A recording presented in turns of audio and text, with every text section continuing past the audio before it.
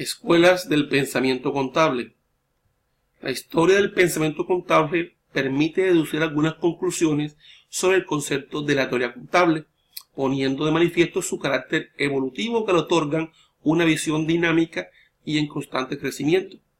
Las escuelas clásicas del pensamiento contable tienen las siguientes características: se extienden desde el nacimiento de las primeras escuelas del pensamiento contable en el siglo XVIII hasta que surge el denominado programa de investigación económica a comienzos del siglo XX.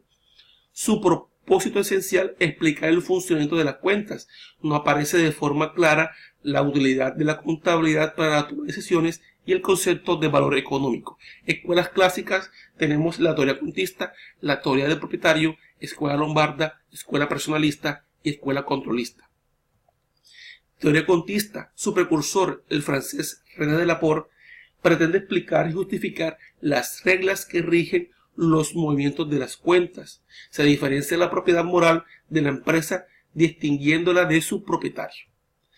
Teoría del propietario surge a finales del siglo XVIII en la Gran Bretaña, gira en torno a la aportación de Stephen con la teoría de la propiedad, donde se ponen las siguientes reglas. La empresa tiene una personalidad distinta a la del propietario y la empresa tiene un patrimonio que lo integran dos grupos de elementos: bienes, derechos y obligaciones.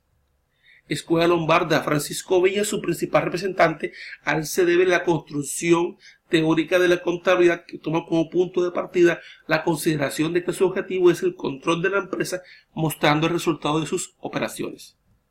Escuela personalista, los principales aportes corresponden al italiano Zerboni. Sus planteamientos giran en torno a dos puntos básicos: los fundamentos conceptuales de la disciplina contable se apoyan en relaciones jurídicas, el carácter económico de la contabilidad, a la que sitúan prácticamente al frente de la economía de la empresa, abarcando la totalidad o al menos una gran parte de la actividad empresarial. Fabio Vesta es el creador de la escuela controlista. Distingue tres fases en la administración hacendal, como son la gestión, la dirección y el control. Las funciones de la contabilidad es el control de la riqueza hacendal. La contabilidad es la ciencia del control económico de las empresas. Escuelas económicas. Esta etapa surge especialmente en Centro Europa y tiene sus principales seguidores en Francia, Alemania e Italia. Se manifiestan a través de las llamadas escuelas neocontistas, cuyas características son el abandono del personalismo de las cuentas como justificación de su movimiento, y aparece el concepto de valor económico. Escuelas económicas. Tenemos el neocontismo económico europeo, el neocontismo económico francés, escuela alemana de economía europea, el periodo económico en Italia, el neocontismo en Estados Unidos, la escuela económica deductiva norteamericana. Neocontismo económico europeo, Leo Gumberg. Su principal precursor, la contabilidad, forma parte de la economología, que tiene por objeto la actividad económica de la empresa a fin de conocer las causas y las consecuencias de las mismas. Neocontismo económico francés. El concepto de valor es básico en la contabilidad. La contabilidad es la ciencia de las cuentas representando los movimientos de los valores.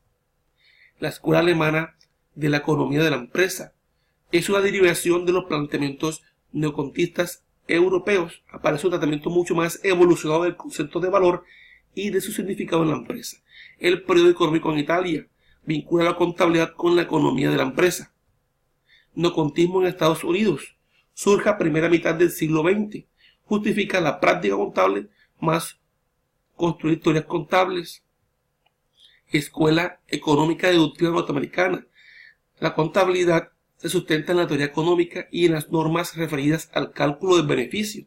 Escuelas contemporáneas. El paradigma de la utilidad, disminución del interés por la riqueza y la renta y aumento por la preocupación de los usuarios y objetivos de la información financiera.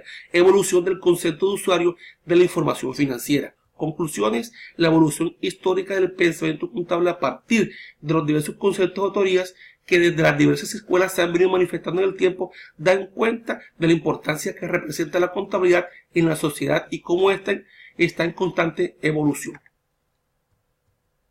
Muchas gracias.